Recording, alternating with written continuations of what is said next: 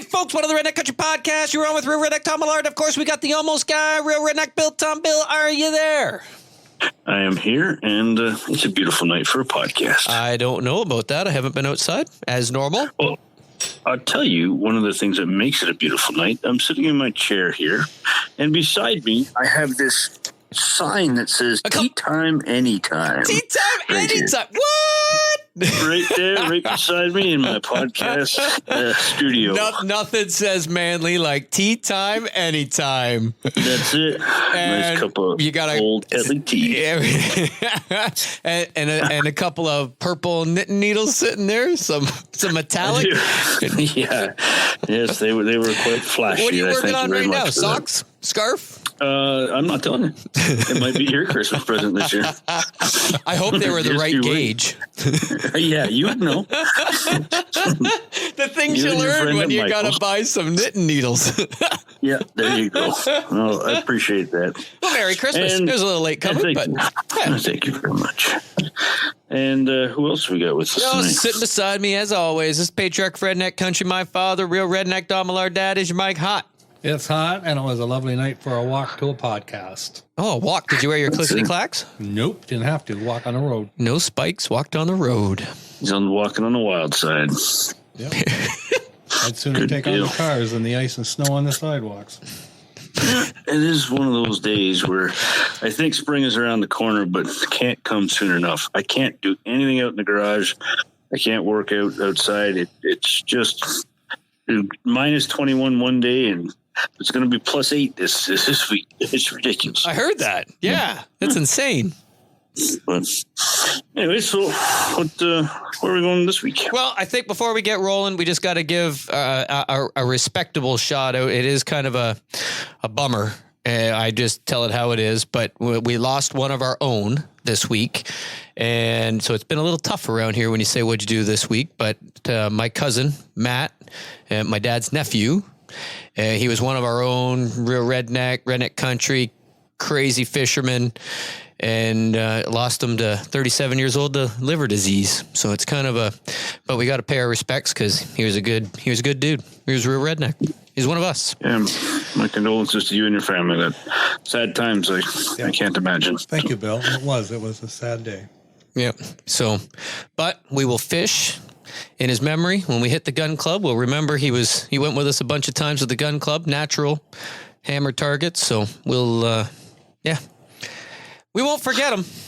That's for sure. All the best to you and your family in this time. It's never easy, and you're right. Yeah, you never forget and do stuff in his honor. That's all you can do. Yep. Right now. You got her. Be together.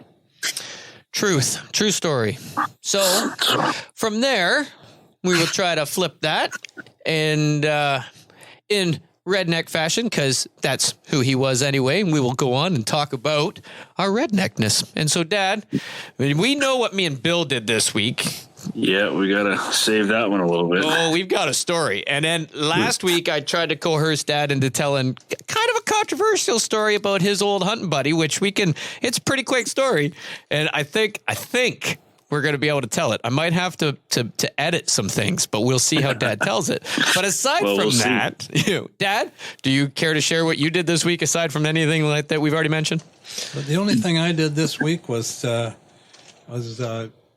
went to the gun club once and went to an inner club once, and I was pretty pleased with my confidence in my shooting. I had a couple good scores, but I also had a couple bad ones. Just couldn't keep it together either time, either at the practice or at the inner club for the whole 50 because clothes and weather. And then on Sunday in the inner club, there was only 3 of us. 2 guys didn't show up. Let me tell you, that was tough.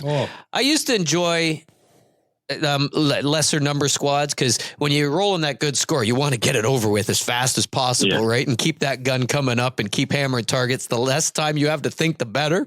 Yeah, I used to do that. I used to love to be just 2 in a squad. But now my arms... Well, with this shoulder... My gosh, they were so tight. Like I had just finished arm day. And because I work out... Sunday. I work out 6 days a week anyway. So my muscles are super tight right now anyway because it's also bulk season. But... Man, it was killer. Like my muscles were like rock tight after the first 25, and I'm gotta shoot another 25. So I know for you, I know exactly why. Uh-oh. Why?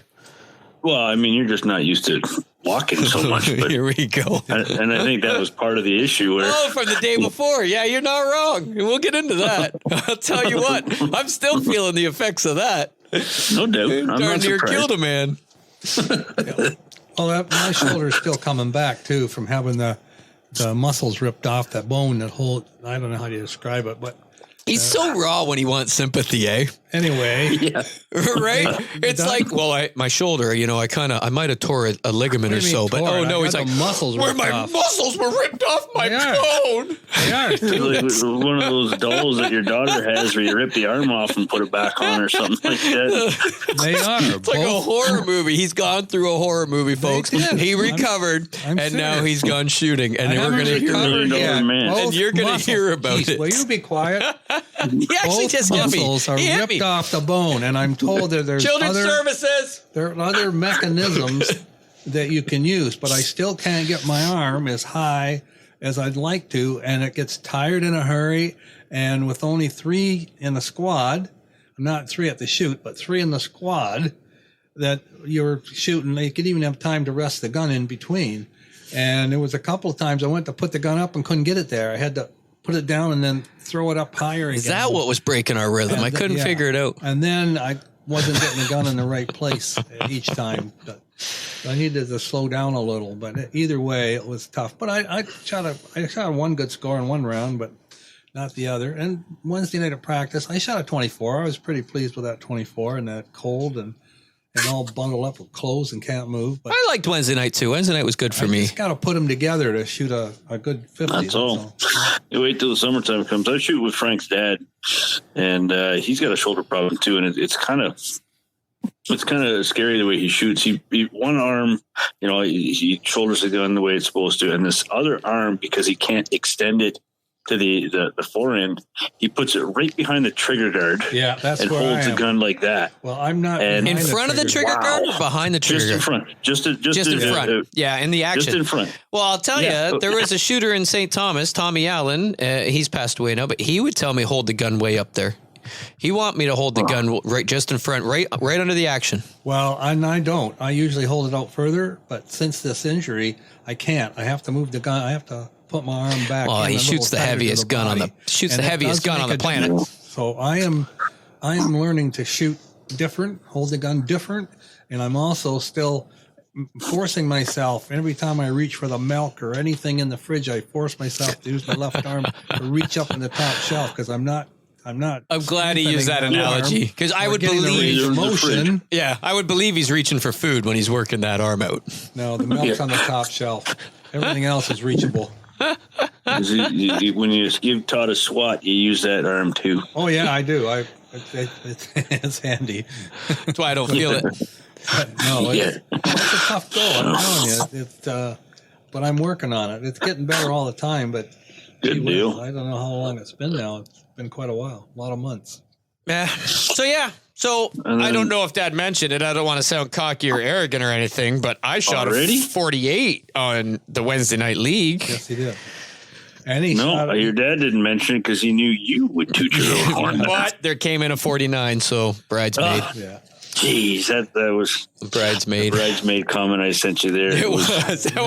That was scary. That was almost as scary as the text pictures you fired me at 2 a.m. one night. It's almost as scary as that. And he started out with a 24 in the singles at the inner club, I did. and then folded like a cheap long chair. Yeah, the caps weren't working for me. Caps weren't working Not for good. me. No, Well. but I got to give another shout out to our good buddy Ken Smith, who's put another 49 down on the board 2 weeks in a row now. Yeah. He's coming to play. That's I for tell sure. you what, like he was all smiles. I'm so proud of him too. It was awesome. But the best part about that for you is he can't win anymore now. So you get a chance the with inner this club. 48. He the can inner win club. every week. Yeah, at the inner on Oh, the Sunday. Yeah, Wednesday you can only win twice, but on That's at it. the Sunday inner clubs, yeah, you can win that money every week. Well, that's okay. Nothing wrong with that. Yeah, So yep. good. We got some stories too. We got some stories. So I want to save for everybody listening Yeah, I coming think so. up, Bill made the trek to my neck of the woods, literally. I did, literally. And we went smashing some rabbits. But prior to that, we need to stick with the days of lead kind of thing and hit one of Dad's old school stories, because I want him to tell this, and hopefully he can wrap it up pretty quick, and I don't have to edit it out a whole lot to keep us out of trouble. Is there disclaimers that we have to have here, or voiceovers that we have to do, like witness protection programs? He's not going to mention names. He can mention one name, and because he was there and his buddy that was one, but I would implore him not to mention names on the other side. But yeah, I'm excited because I think this one is like our small game episode, because I think so. We went rabbit hunting and we did all right. And then this story that I want Dad to tell is when they went pheasant hunting, which we don't get to do much of unless you go to a game farm. And I mean, I've seen one wild pheasant the whole time that we've been hunting. We were hunting a goose pond, and we shot a goose that went down in the bulrushes on the edge and went in and put a pheasant up while I was in there. And I'm like, Dad, did you see that? And it flew across the pond. Do you remember that, Dad? Oh, I do. I remember that. And we're like, holy crap, this just turned into a pheasant hunt. And so we started tracking that pheasant down, and then we never did end up getting it, but we put it up a couple times. Yeah. I think that's funny you say that. One time, I've never seen a pheasant in the wild. I've never been on a game farm to catch opportunity at that. But this year at the hunt camp, there was a pheasant. A wild pheasant. Wild pheasant. I'd never seen it before. It had lots of partridge. Don't get me wrong, rough grouse, partridge. Yep. But never ever have we seen pheasants up there, and we saw one this year. Or the guys at the camp saw one. I didn't see it, but. That's awesome. It was a rumor. Yeah, I hope they're making a comeback. I really do, because they seem like a fun bird to hunt. Well, I'll say game farm. Nobody hate me on this, but game farm for me, boring. A pheasant hunt on a game farm. Anybody that owns a game farm, much power. Anybody that wants to go on those pheasant hunts the first time, absolutely a blast, right? But for me, they tuck the head on the wing because they want to make sure you're successful, right? And you can get on them and stuff. And so I've done it a few times. You still gotta hit them. Yeah, but that's it. They're not difficult because the dog goes on point. You know it's there. Okay, we're ready to rock. And then the dog runs in. It's not like a North Dakota out in the middle of a field. You're on a path of the woods or the edge of a field or whatever. Like that pheasant's going straight up. And then it's wait, because if you don't, it's a pile of feathers puffing in that air. Right. And so to me, I don't want to sound cocky. I could have saved that comment. See, I don't want to sound cocky or arrogant, but they're just easy. So we've gone on. Yeah, right. Hey, count them. Click, click. So we've gone on the game. Now, we have another spot that we go to, not sponsored or anything, but Exeter Game Farm is a blast. But we get bobwhite quail, and the way that he's got that set up, that's a pretty cool deal there. He's got a huge field, different plots across it, and you buy whatever. We buy 20 bobwhite quail, and then hop in the back of the pickup truck in a cage and just drive along and just chuck them down into the tall grass. And he's got like all kinds of different stuff planted, just different fescues and stuff like that, surrounded by like a giant U-shaped field with woods all the way around. And then you go back into his barn that he's got there and hang out for an hour or so, and then they'll coo and they'll all covey up into 5 or so, right? And then 3, 4 here, 2 over there, and then he's got some dogs, and away you go. And then that's a little more, and the quail, they're smaller, they're quicker, so that's a little more enjoyable. I just find the pheasants is just like target practice. They flush like the quail? Pheasant, yeah, or do they? Oh no, they take off. They'll jump and go. They don't sit like a pheasant. Yeah, like a pheasant will sit and then it'll run along the ground. And if it's too farm raised of a pheasant, like it just runs on the ground forever, right? And then it's like finally it'll flush, but they run. But yeah, the quail, it's pretty cool. I don't mind the quail. The bobwhite chucker, not as bad either. Chucker a bit smaller than pheasant, and we've done those too. But I really enjoy bobwhite quail. We have a blast. We should do a hunt. We should do it. Get my brother down. The big tip is you go in the afternoon hunt so that you get the ones that the guys in the morning missed. We went, Dad went. We paid for 20 and we came home with 26. Yeah, I think that would be a lot of fun. It is. It's a good time. It's fun. Oh, yeah. We have a blast doing it. We've done it a couple times. It's really good fun. Yeah, we'll have to do it. Absolutely. So this story is around a pheasant hunt. So this is a pheasant hunt. So, Dad? Well, we used to hunt wild pheasants, and we could pick a day and say, okay, we're going pheasant hunting today, because we had a few areas where we knew where to find them. Now, they were still hard to find, and you didn't get a lot of them, but it was exciting when you did, because it wasn't like hunting geese or ducks where there was plentiful. You had to really hunt for them. But we'd say, okay, let's do a pheasant hunt, and specifically target pheasants. But they have a game preserve where you're only near us, and you're only allowed to hunt certain days. And we knew there was pheasants in there. Game preserve, like it's controlled by the ministry. Yeah. Big piece of woods, field, ponds, and it's like for those that don't know, like a conservation area, but it's not. But it is. It's controlled like that. Yeah, and so you had to. But it's actually called. Yeah, it's what is it? A wildlife sanctuary, I think, is what it's. Oh, no, you can't hunt sanctuaries, but I think that's what they call it now. But they open it up on a couple days. Yeah, certain days of the week and stuff like that. I think it used to be Monday, Thursday, and Saturday that you could hunt. Those were the only 3 days you could hunt. And you had to park in the parking lot, and then you could just go and wander around and hunt. Take your dog and Wildlife hunt. Management Area is what it's called. Yeah. So anyway, this particular day, and Ron and I decided, well, let's go see if we can find some pheasants. We'll go to this wildlife management area and take Mitzi, and away we go. Well, there was probably 3 or 4 cars there, so we knew there was other hunters in there at the same time. So we start out, and we'd hunted it quite a bit, so we knew which way to go and where the valleys were, the ditches, and the rushes that held birds. And we had Mitzi there to find them for us. So anyway, we were walking along this fence row, and there was fence rows because the farmers' field they harvested, they planted and harvested there. It wasn't just all wild. There was crops, and then wild spots. So we're walking this fence row, and this guy come out at the other end of the fence row, and he was quite a ways away, and he started walking towards us. And I said to Ron, I'm with Ron, my buddy, and he's a common sense guy. And he would get uptight and lose his temper at people that didn't seem to show common sense. And I can remember his wife used to say, I hope you're going hunting with Don, because he'll keep you grounded. And she used to say, I'm glad he's hunting with you. When you guys get on different shifts, I worry about him because his temper gets the best of him sometimes.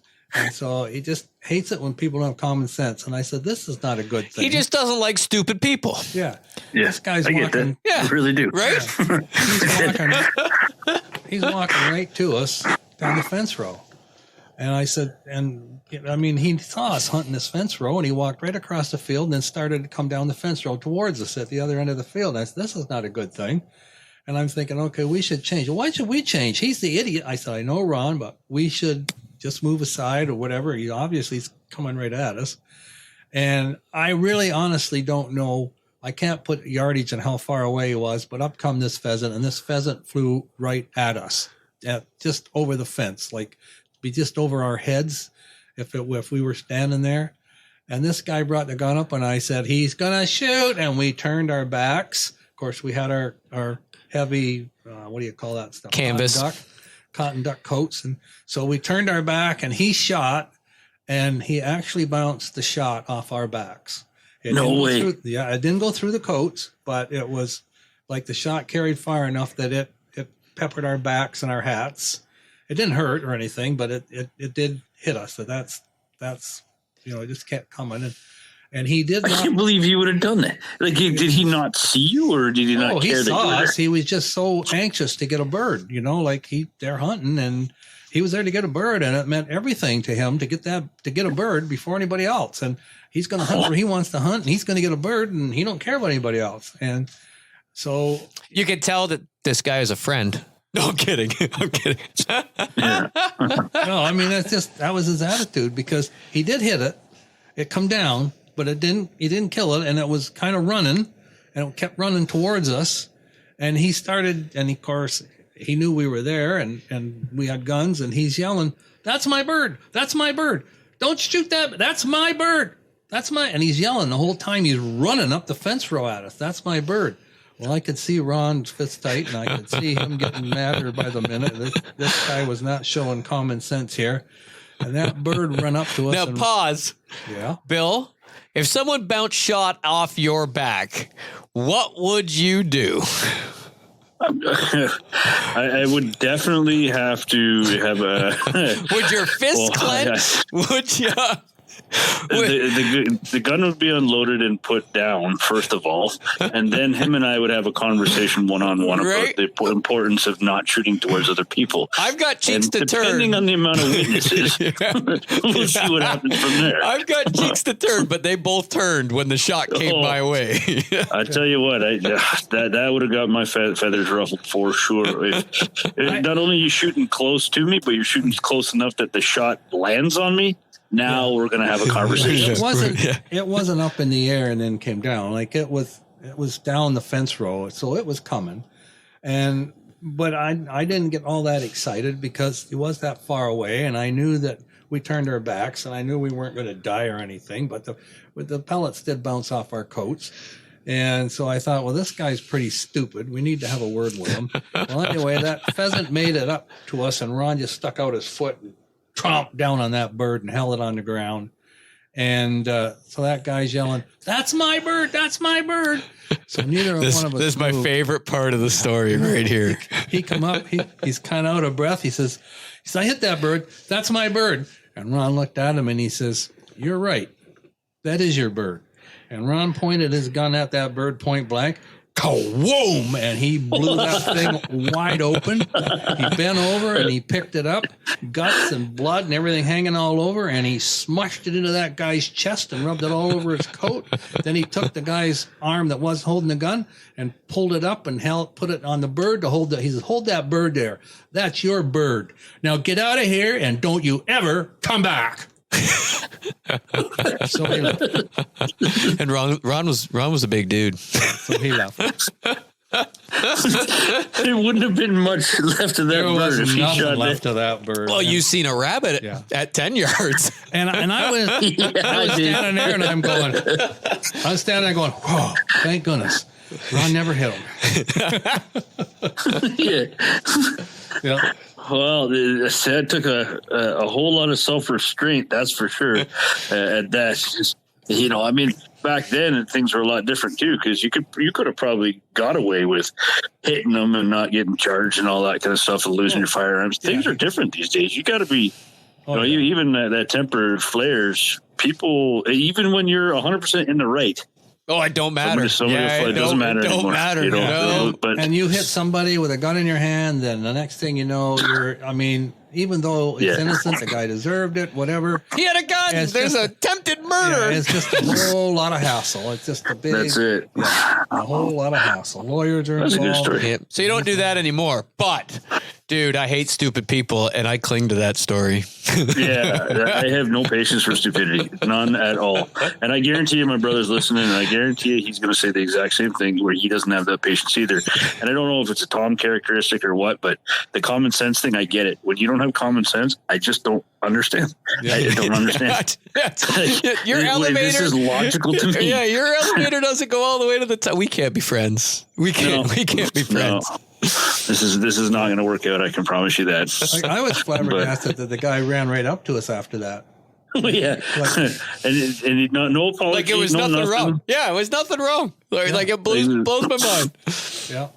The spoils of war right there. That's ridiculous. Yeah. Well, that's a good story. Thanks for sharing that. See, wasn't that cool?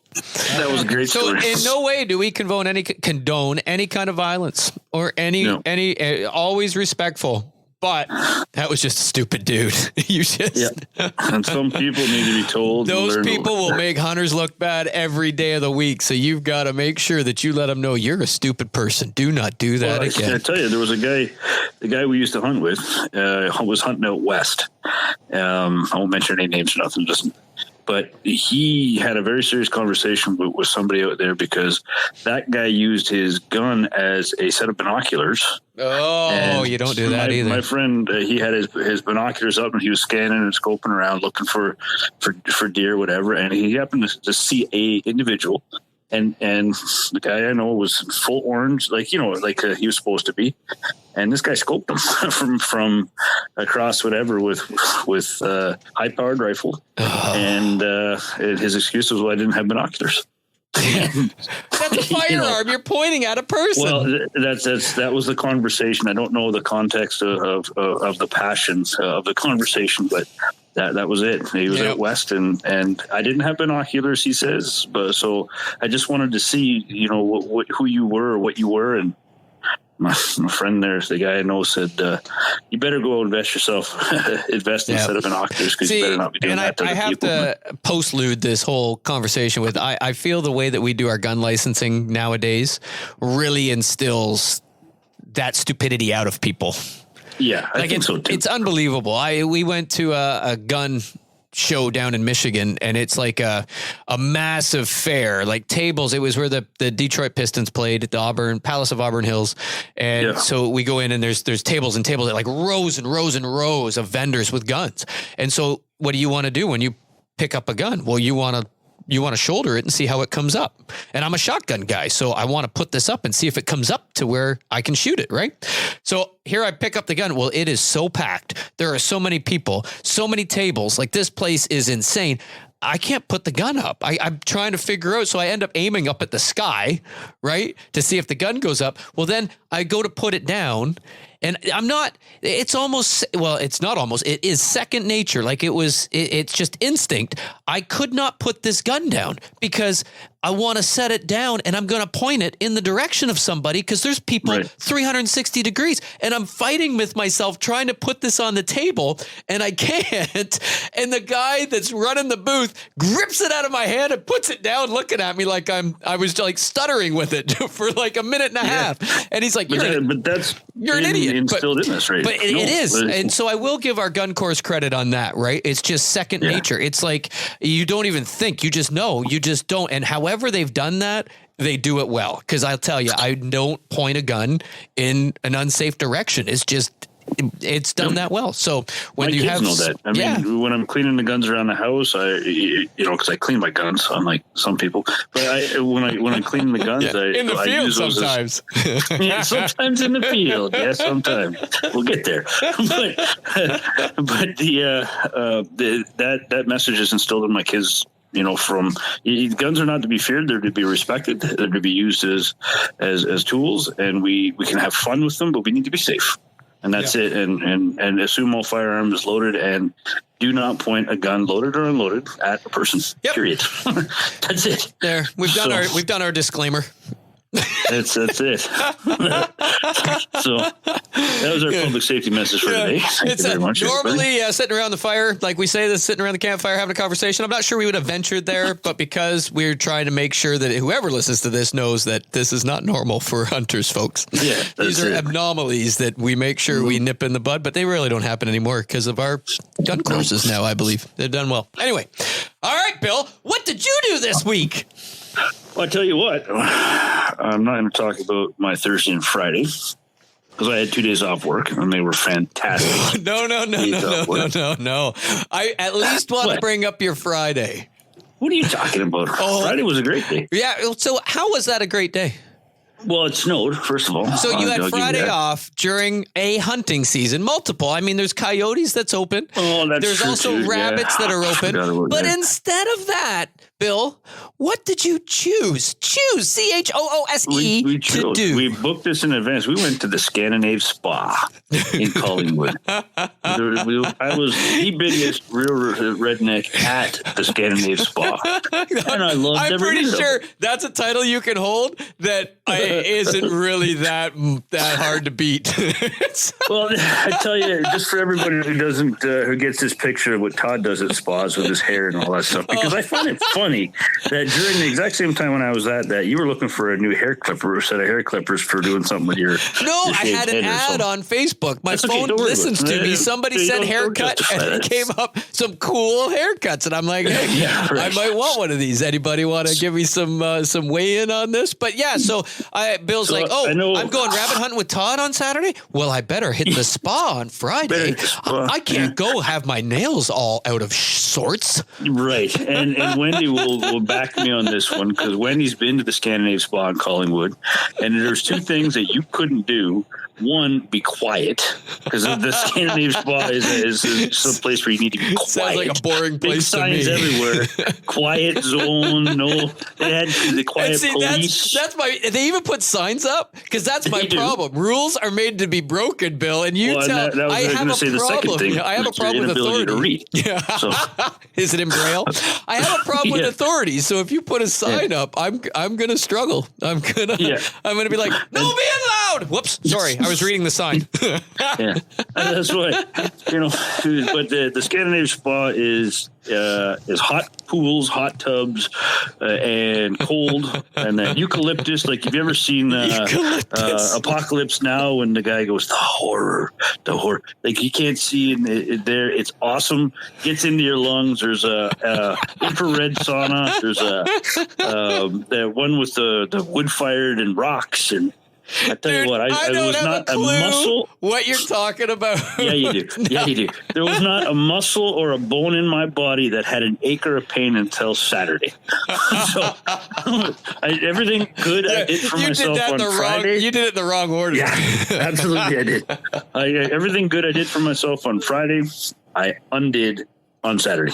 That's too funny. So, yeah. So we're going rabbit hunting. Bill's got to hit the spa. Saturday morning, I get up at 4:30 in the morning to what I thought was going to be a phone call to Todd saying I'm not coming, because freezing rain and snow and blowing. And I said, it's got to get better the further or closer to you I get. And I was right. I mean, it was miserable here when I left. The snow, I had to fight through it. But by the time I got down to Vaughan, it was fine. I'll give you props, Bill, because back in the day when I was a teenager, we used to say skate or die. You were hunt or die. I tell you what, that's it. You ventured out on those roads, hunt or die. Well done. Well, I mean, it brought back memories, which I'll tell a story of another day, when I was coming from Windsor, when I used to live down there, to Long Point, where we went for a duck hunt, and it was equally as bad. Where my car back then, the snow was so bad that it lifted my car off the ground and then set it back down. That's how much snow there was. It wasn't exactly like that, but there was enough snow, and the distance was long enough that I said, we're going to try it. And if I get to Vaughan and it's no good, I'll turn back. And then I said, if I get to Kitchener, Cambridge is no good, I'll turn back. And you know what? It worked out. Eventually, you're at my house. Glad I got there. I was only an hour late. I was going to say, I was ready an hour early, and you were an hour late. So I actually finished watching the Leafs game. Yeah. Before you got there. I did. So yeah, it was a good morning for me too. I had some solitude. It was kind of like a spa, but for men, sitting on my couch with coffee and hockey. Yeah. We got there. So we got there. And it was really good to see you too, because, and you even said you wished you lived closer, and we all do, because we don't get together enough in person. I agree with that. I mean, I don't know if just barbecues and fun things either. It's where you're coming down for a specific activity like a goose hunt, and it's a rush. Hunt. It'd be nice just to get together, like for a family get together and barbecue and have fun.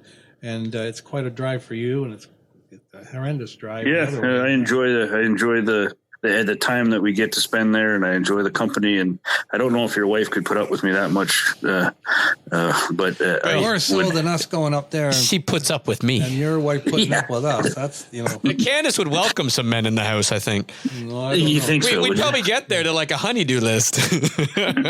Yeah, right. Like, did you get your stove fixed, by the way? Did so. Was fixed before we got home from rabbit hunting, I think, or no? Probably. So we went. I don't know where we went. If you told me right now to go to the exact spot we went, I couldn't tell you. To my family farm. Yeah, well, I was gonna leave that to you to say. We'll leave it at that. Family farm. Yeah, I mean, the guys that know me know where it is and where we rabbit hunt, but I mean, they're respectful. So the ones that don't know me but aren't respectful maybe won't know where I'm talking. But yeah, we went to the family farm.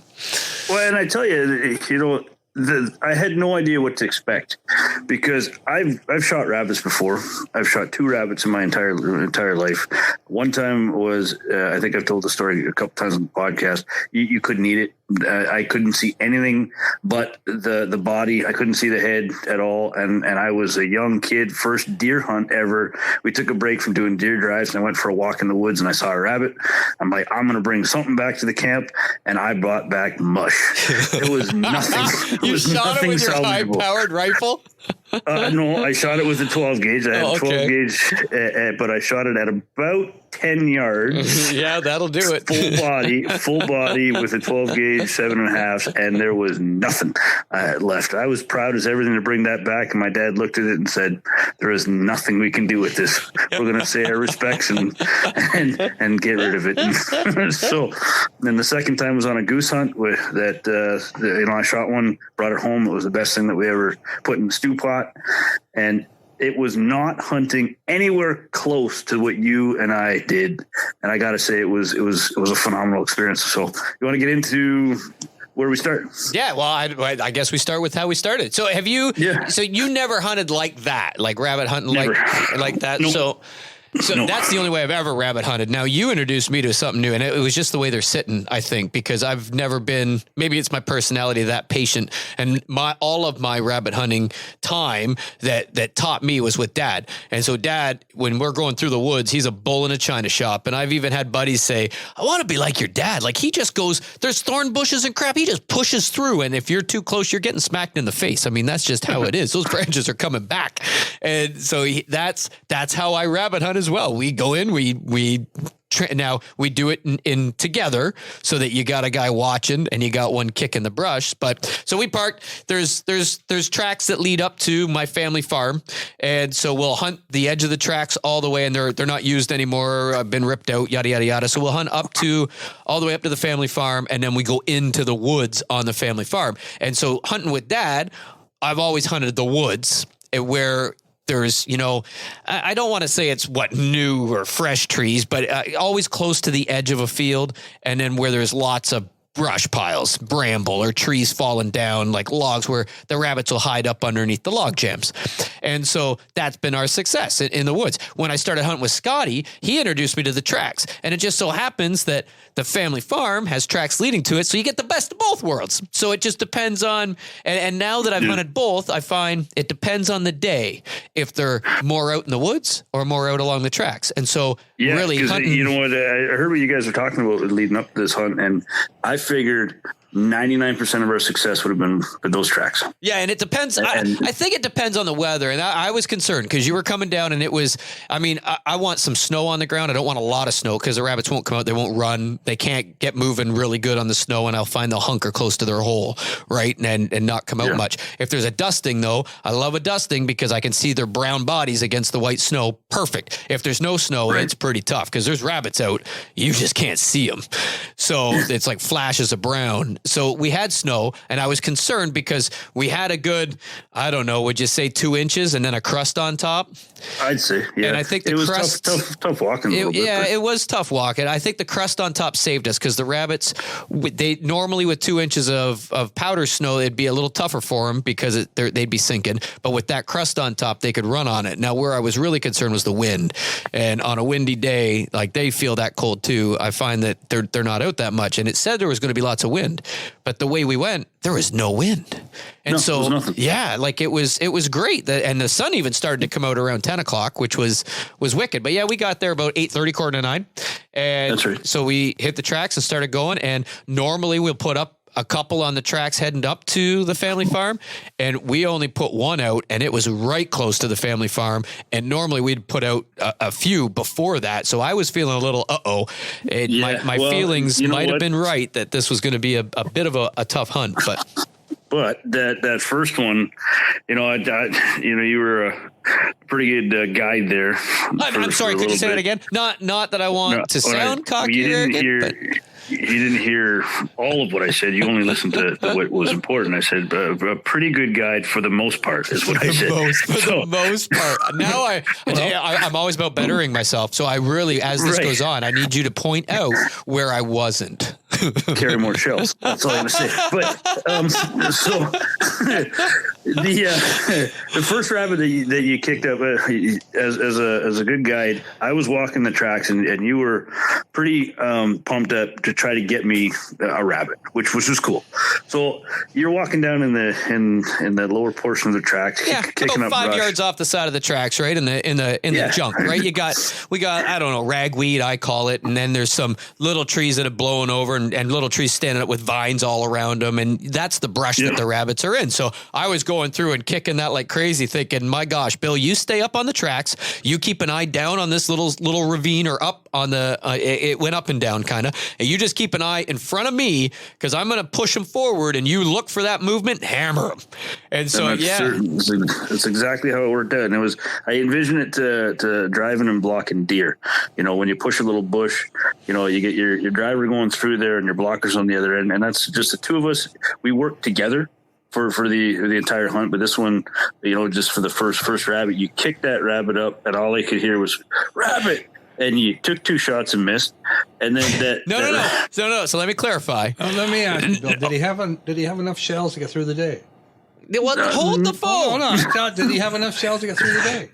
No, I did. I did. I just if he did, in the I'm truck. surprised because he never came over to my place to see what I had. And I thought, I wonder what he's using for ammunition. I got flats of 20 gauge in there right now, and I'm using the 20 gauge side by side. So first thing, I'm using a 20 gauge to Bill's 12 gauge. But anyway, so no, because I'm guiding and Bill has made this long trek. Let me tell you, I have never in my life found it. I now realize how difficult it is to aim a shotgun like a rifle when you just want to take out the left side of their feet. You don't want to actually hit the rabbit because you want to slow them down so that the person you're guiding for can get a better chance. Let Bill tell the story. And you want to careen them so that when you put it up on their left side, they run towards your buddy that you're guiding for. Exactly so those 2 shots, if you look at the feet, I kept them. There's 8s, number 8s in their paws, but you go on. Right. Yeah, so that's all horse hockey. He was looking to shoot that rabbit the second they poked its head right out of the brush pile. It wasn't poking no head out. It was moving. That thing was it moved 15 fast. yards and gone. and I had enough time to see it when he yelled rabbit. I would think I was screaming, rabbit, it's coming. Yeah, you were. It's going to go over the tracks. What you said was before we started, what they're going to want to do is trade the sides of the tracks. They're going to kick out of that brush. They're going to come up the side of the tracks, and then you being on top of the tracks, you just got to find them and shoot them. That's exactly what happened. Before they get on the other side. And I did. You know, I took the first shot, and I don't know if I missed the first shot or it didn't hit him hard enough, but I hit him on the second one right in the noodle, and down he went, and that was the first. I will say it was a headshot. It was clean. Aside from the pellets in the feet from me, the headshot super clean. It was clean, and I tell you, that kicked off her day. And you were nervous then because you thought that was going to be it. with the. But I was good because I said, "Hey, pressure's off now, right?" Yeah, you did. So pressure was off in your mind. You could shoot whatever we saw, which didn't turn out. But we walked down a little bit further, and you know what? I ended up seeing rabbits before. Like seeing rabbits just sitting. So this is what I'm saying. I've never done. My dad told me my grandfather used to hunt with a 22, and he wouldn't kick the bush. He'd walk really slow and look for their eyeball, the marble, and then from that eyeball, the rabbit would take shape around it. He'd put the 22 up, boop, done. Go pick it up, and he's good to go. I've never hunted that way. I've hunted, walk up, kick the brush, rabbit runs out, shoot the rabbit. And so you're like, Todd, there's one right there. I would go with my dad when I was a kid. My job, I couldn't carry a gun. I wasn't old enough to hunt. My job was jump the brush piles, but I couldn't jump the brush pile until he walked around it looking for that sitting rabbit because he had a 22. And if he saw the eyeball and it took shape, and he'd get the rabbit. If he didn't see an eyeball sitting anywhere, then he'd get me up on top. And he was still able to bring down a few rabbits on the run with that 22, but that's all he hunted with. But I just jumped the brush pile only if he didn't see one sitting. And that's the way I started out rabbit hunting. Just going along with that. Well, I'll tell you, Bill seen, Todd, there's a rabbit right there. Like, where are you looking, Bill? Right there, under that log. What? And sure enough, there's a rabbit sitting right there. And that's right not there. My style, right? I'd have been in there kicking it and hoping that sucker ran out. But I think because they were sitting tight, they normally don't sit that tight, right? So they'd be launching before you're within 10 yards of you getting close. They'd be taking off. And I think there was times where you and I had that too, because there was brush piles. There was brush piles that we saw, and we were like, that's got to hold a rabbit into it. And that one I was laughing so hard I couldn't even take the shot hardly, and I missed. I can tell you I missed because I was laughing so hard. Todd comes up to the brush pile, and I can just see it in my head. And you know you're in trouble when your feet are above your head. That's all I saw. His feet went out from underneath him. Well, I said to Bill, I said, okay, there's a good brush pile on the side hill here. It always holds rabbits. I'll wait till you get clear. And so he was coming along the bottom, and it was probably, a 10, 15-yard drop for this little side hill. And this brush is on the side hill. And the rabbits, they hang up in that. It's like a little thicket of thorns and crap. And so I'm like, there's going to be one there. When you get clear, let me know, and then I'll stomp on it. So I start moving up, and I get to the edge, and I thought, okay, I'm going to take one more step, and then I'll wait for Bill, and he'll be ready. Well, that next step, there was a stick that went down the edge of that hill that was solid ice, and my foot hit that. I went straight up in the air, hit the ground, and I hear Bill yelling, "Rabbit!" And I stood up as fast as I could to watch the stupid rear end of it running away. Oh, it was funny. We call that the Don Millard butt stomp, butt drop. I don't know. We gotta name it because I was dad on that one. Two-step is what I call that. Todd Millard two-step. But hey, being the guide, I put a rabbit out. Yeah, you did. Yeah, I wasn't ready for it, but and it showed because I, between laughing and the speed of that rabbit, we might have got that one later on because we pushed bush quite a bit and then traded that one jumped right out of the bush and I missed it. But leading up to that, we had shot I think one more before we got to that brush pile because we just come into the family farm and then all of a sudden. You kicked the rabbit up, and it. Well, actually, you didn't kick it up. It was just in front of us, and you're like, "There goes one! There it goes!" And it's running away. We just see white tail, and you're like, "It's going to cross the path. It's going to cross the path." That's right. And so we both lined up and waited, and it crossed the path. It was probably 55, 60 yards up there. Oh, it was a good. And we good both boom, and snow lit up around it. We're like, "Did we get it? Oh, we don't know. It's way up there." So I think we ended up getting it. We ended up getting that one, and that was the gun malfunction that I had. I mean, I've never done that in my entire life before.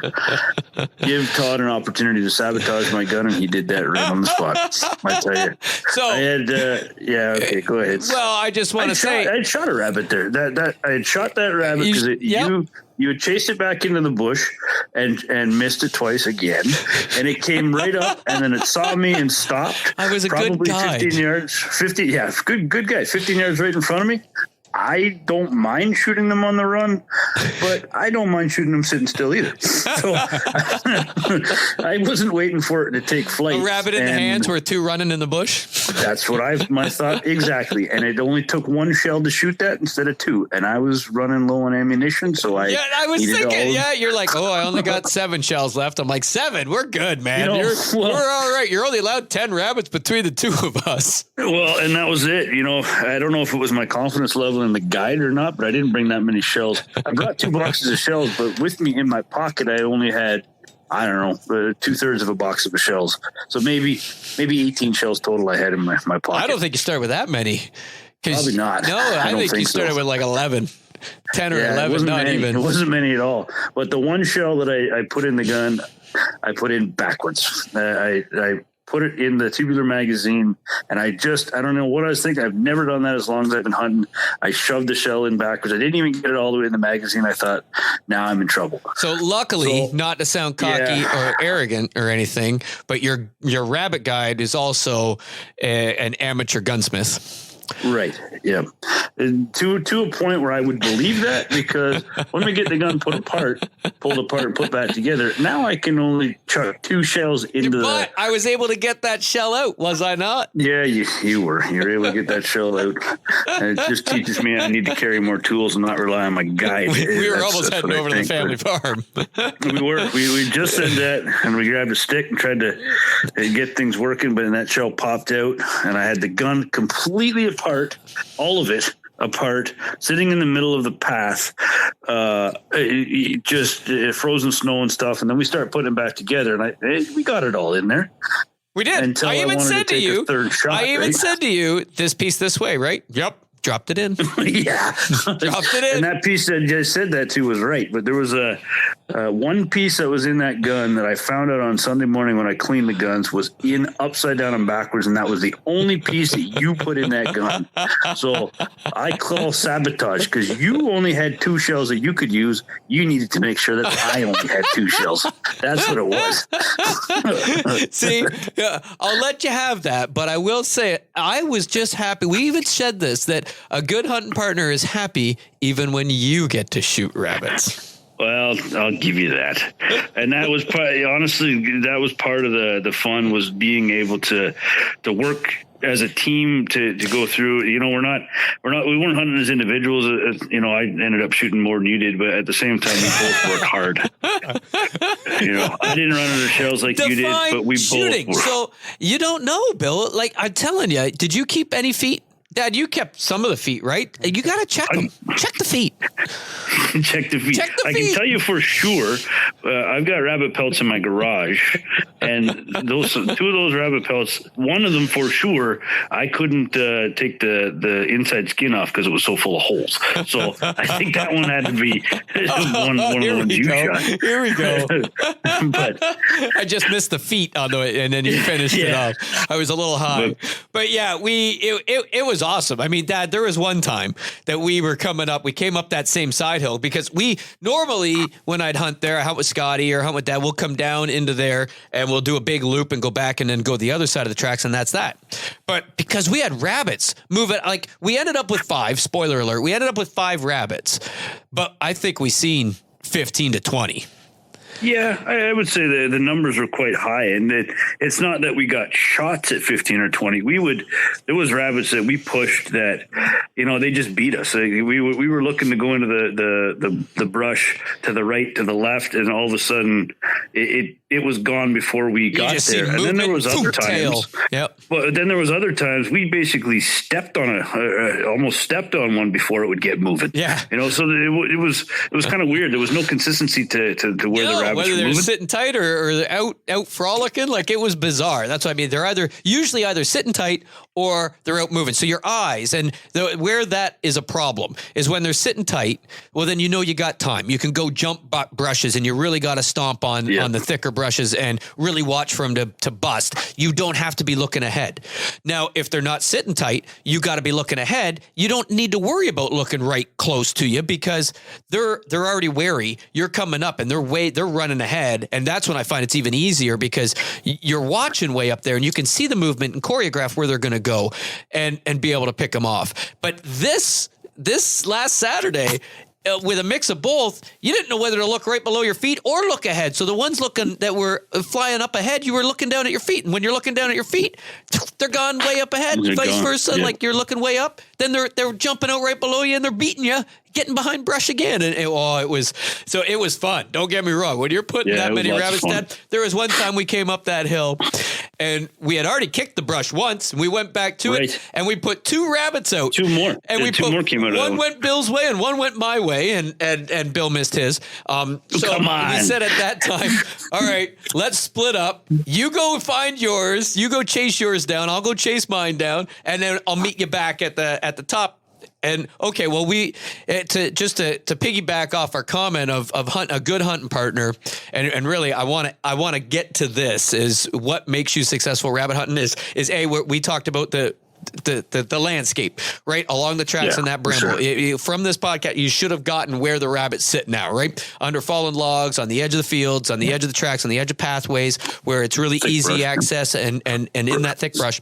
So typically in the middle of a hardwoods, you're not going to find rabbits. Don't even waste your time walking through hardwoods, right? It's edge of fields and stuff like that and down brush. So that, and the other side is the most successful thing is your hunting partner. If you got a guy that is selfish and thinking, their thought pattern, we said this while we were hunting. When you're hunting with somebody that their thought process is, I've got to shoot a rabbit no matter what. I've got to get that rabbit.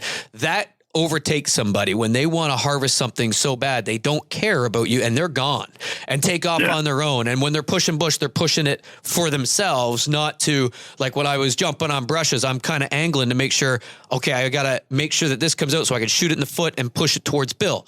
And that was my thought process, right? Get it towards Bill, not how am I going to do this so I can shoot a rabbit. Ridiculous you sound. And I'm just telling it how it is. I mean, this is how I don't think he does. How many rabbit guides are out there? I like guys that don't have common sense, and I want to smack you because nobody with any common sense is believing anything you're saying. How many rabbit guides are out there that can right? There's not many of us out there. This is what we do, and this is why there's not many out there. You have to be really, really good with a shotgun to be able to supply your clients with the rabbits. Slow them, give them you got to slow them down, give them good opportunities, give them nice wide open shots. But no, so let me in all honesty, we said that. So okay, go ahead. So was that the theory? No, I the whole day. The whole day. Yeah, okay. So I know where you're going. Yeah. We'll get there in a minute, Bill. But anyway, so to finish my point, when we split up, you went one way. We only made it probably 10 yards apart, and we ended up coming back together. And we're like, you know what? I had this feeling as I'm going that way. Even if I jump this rabbit, I'm not going to get a shot at it. Like this is point. I need you, Bill, to be up there blocking. And not that I haven't hunted rabbits alone. I have, and it's tough because they're going to run 20 yards on the other side of that brush. Well, they're already 20 yards, and rabbits are fast, man. I mean, they can move when they want to move. So it's tougher, and I've been able to shoot rabbits when I've been on my own, not as successful, but I then hunt selfishly.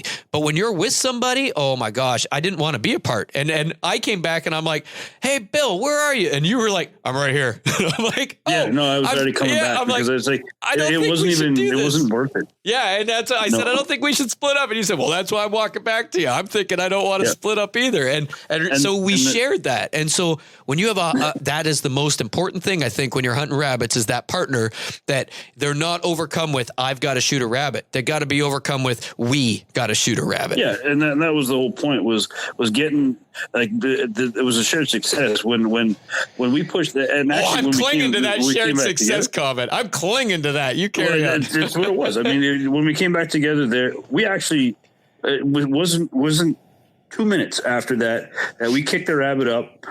And you missed it twice, and I shot it. So that shared success, it wouldn't have happened. And that one was close. I'm not going to lie to you. That one, I don't. Now, I do think I might have wounded it because you ended up shooting that one when it was stopped, right?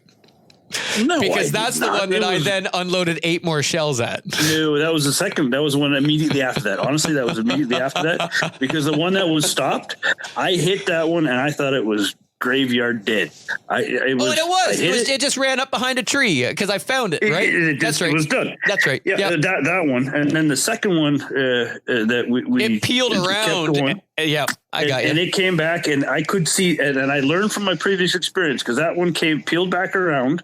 You took 2 shots, you kicked it up, took 2 shots, and it kept moving. Hit it in his foot. You went around, and it stopped underneath the tree. And you said, "Don't move!" I could see nothing.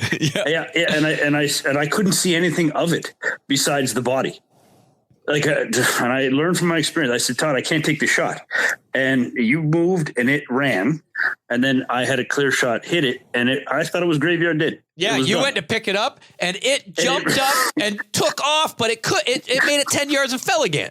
But I thought, you broke its back. Like, when you make a bad shot at times, and forgive us, we try to dispatch them as fast as possible and harvest them and show them no disrespect.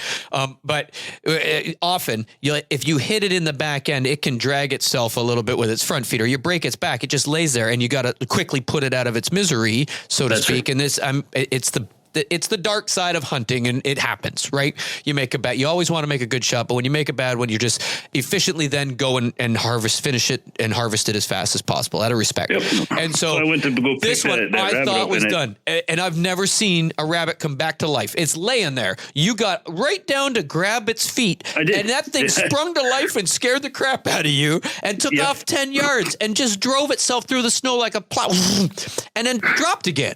And I went, what the heck? So you ran up to grab it, and it did it again. And I thought, there's no way you're picking this up. So now I'm being cognizant, and I don't want to mess up the body and put. That's true. Because now we're close. And you said that too. And I've got a tight choke, and I'm going, so I put it just above its ears and pulled the trigger and over top of it, and it took off again. Yep. Eight shots later, I finally 8 shots. eight shots and 100 yards. That thing. And that's right. And at the end of that, you had 1 shell left. I had 1 shell, and you had 1 shell. And I had 1 we were shell both left down too. to 1 shell. We are 1,000 yards from the truck. We have rabbits running everywhere. We're not at our limit yet, and it's the most hurtful thing when but we're laughing because it was still an awesome day to that point. We almost had 1 shell in our guns. Oh, that was excellent. Yep. Yeah. And we came back to the train tracks, and we kind of made a plan to as we're heading back to the truck, and I headed down to the bottom. Oh yeah, I said there might be a rabbit that when we get up here. There's been some rabbits down the bottom, and that one I should have had. I honestly, I don't know, man. You stepped down the bottom before you hit the bottom. That rabbit came shooting out from the right, and I stood up on top. And we're talking the bottom now, where you went down, going back towards the truck along the tracks. It's probably 50 yards down. Like it was a drop, and so you were kind of skipping down the side hill to get to the bottom, right against the tracks. I mean, you're still only 5 yards from the track, but straight down, and soon you weren't even halfway down the bottom, and that rabbit shot out to the right and went down, and I waited, and okay, there's an open shot, boom, and that rabbit kept going, and there was my 1 shell, and I waited because I only had 1 shell. Yep, and that rabbit kept on moving, and we watched it him. was gone. It was gone. He took off 150 yards on the fly, and then we went all the way back. I tried pushing. At that point, now I'm really the guide because I got no shells. You got 1 shell, I got no shells, and we walked all the way back with me pushing the bush and never had a rabbit on that side of the track back to the truck. It's not like I had an opportunity to miss because I've done that more than my share on Saturday, but we didn't get an opportunity. I went back to the truck, had 1 shell left in my pocket, so I didn't run out of shells. and that was our hunt. We had a great hunt, and we could have, should have, but I tell you, I don't care if we didn't, because it was 5 rabbits in the back of the pickup truck, and you were happy. You shot 4. I was ecstatic. Yeah, I can admit it. Are you coming back, Phil? Say again? Are you coming back?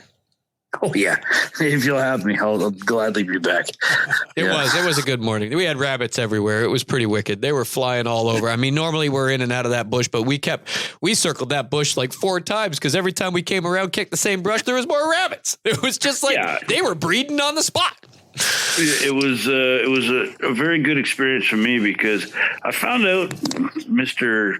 Workout 7 days a week, 18 days a week, whatever it is, needed to take his breaks, Don. One thing I forgot to do. Absolutely amazing to me that his cardio is terrible. And I thought my cardio was bad. So now I have to be kind of cocky and arrogant and say that I run a 5K in 28 minutes. I have a video picture evidence of this, but it's bulk season, Bill. That didn't mean a darn thing. I'm 10 pounds heavier right now. Oh, yeah. And doing no and if cardio. That's the case, I'm 15 pounds. And my biggest downfall was the fact that I got into the hockey game before you came, and I realized afterwards, even after you left, I hadn't eaten anything. It was 3 o'clock in the afternoon, and I hadn't had a lick of food. You had a protein bar on the way.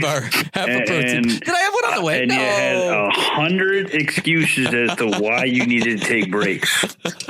Well, normally I hunt with Dad and Scott, Dad and or Scott, and so I'm typically the kibbles and I think I said this to you when we were hunting. I'm typically that little dog on the kibbles and bits, going kibbles a bit, and they take so. When they take breaks, it's just I get breaks. But this time, you kept me on my toes. It was like, oh, easy, Tiger. I gotta breathe here.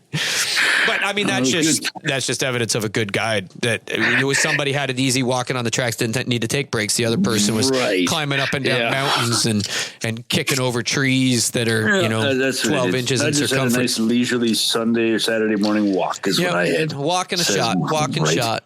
But even then, I didn't drink enough water either. My legs were starting to cramp up pretty good. Yeah, they were. And then the next day, how were you getting out of bed Sunday morning?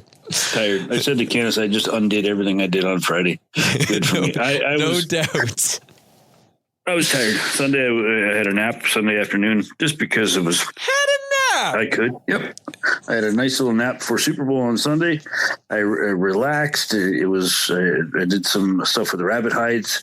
I'm gonna tan those rabbit hides. I got them salting right now. I'm not going to do it the way I normally did because I have a bottle of stuff I bought at Cabela's many moons ago that I got to use it up. I want to try it to see if it's going to work. If it doesn't, it doesn't. But we'll see. If it doesn't, you'll be back this Saturday and we'll shoot some more. That's it. Yeah. How was your wife? Did she get over the fact that I skinned those rabbits out in her kitchen? Oh, she didn't care. We had that rabbit for a Super Bowl, and I cooked it. Oh, yeah. So How was it? It was actually awesome. It was. I actually kept some for you, Dad. I have it in the fridge. Typically we do Dad's rabbit pie, which is really the only way I've ever ate the rabbit. At this time, I thought. Thank you very much. Did you get it? Yeah, I did. Yeah, thank you very much. I thought I want to roast it. Like Elmer Fudd always talked about roasted rabbit, right? And they always talk. So I'm going to roast this thing. So I just thought, you know what? I'm going to roast it like I do my venison roast. So I threw it in with some olive oil. I just coated it in olive oil and some in a bit in the pan. And then I put in balsamic vinegar, just a bit, and some soy sauce. And then I think the factor that really tipped it over the top was I minced some garlic cloves. And I got some butter and I melted down the butter a bit, just not melted. I can't remember what, like a whipped butter. And then I put some Italian spices in it, a little bit of Montreal steak spice in it, a little bit of salt and pepper in it, a little bit of thyme, a little bit of rosemary, a little bit of lemon juice. And then I coated that sucker. And I roasted it at 400 for 40 minutes. And every 10 minutes, and covered it with tinfoil. So it was like in a roasting pan, but covered over, not with the lid, but with the tinfoil. Every 10 minutes, I pulled it out. I basted it again, like covered it again with that butter concoction and flipped it. Looking ain't cooking, my friend. Ain't cooking. See, and that's Scotty used to say that we're kill it and grill it kind of folks. But I did that, and let me tell you what, it was. I mean, rabbit's already my favorite meat, and then you do that to it. It was just juicy, and oh my gosh, it was awesome. It was absolutely great. No broken teeth from pellets. No. There actually, you know what? It must have been the one I shot because there wasn't much shot at all. And no, I'm totally. I was picking pellets out as I was getting it ready. I actually pulled and what shocked me, I pulled pellets out of the back leg and I pulled pellets out of the neck. Yeah, we had right. Yeah, I had a couple like that too when I was preparing them. But I tell you, it didn't ruin much. There's not a ton of meat on a rabbit, but there's enough that you can have a good taste in the feed. And I got 4 rabbits individually butcher paper wrapped, and they're in the freezer because I just had way too much food to get through for this week. And with that, the pie recipe and maybe a stew or something, it's going to be a good rabbit feast when the time comes. Right on. So.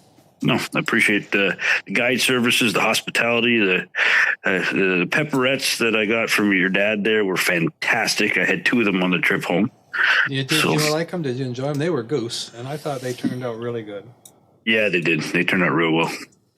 So they're being slowly consumed in my fridge here. So I have to hide them from the kids. So, but yeah, well, that was great. And I tell you, I learned a lot. I was tired. It was a lot of work, but it was very rewarding. And one of the things that we all need to take away is carry more shells. Carry more shells. Especially when you got a guide like Todd. Or be a better shot. One of the two. I'm not sure what I take away from that, but one of the two. Carry more shells.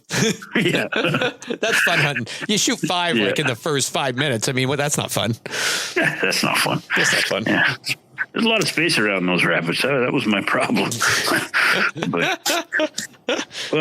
you go. Good. So I don't know if we're at our time, but thanks. We're at our time. Thanks for the hunt. Yeah. No. Hey, thanks for coming down. It was a blast. We're gonna have to do it real soon again. I gotta get Isaac out. My brother-in-law Connor, he wants to get out, so I gotta get them out too, and so then we'll have some more rabbit stories. And you're always welcome. You know that. Well, appreciate it. I appreciate it a lot. So great, guys. Thanks. Have a great rest of your week. Yeah. And that'll do it for this week, folks. For the Redneck Country podcast, I'm Bill, the Almost Guy Thom. And I'm Todd. And thanks for listening. And folks, if you want to be part of the podcast or you want to give us some feedback or really contact us about anything, feel free to email us at podcast@theredneckcountry.com. Again, that's podcast@theredneckcountry.com. Thanks for listening. Talk to you again next week.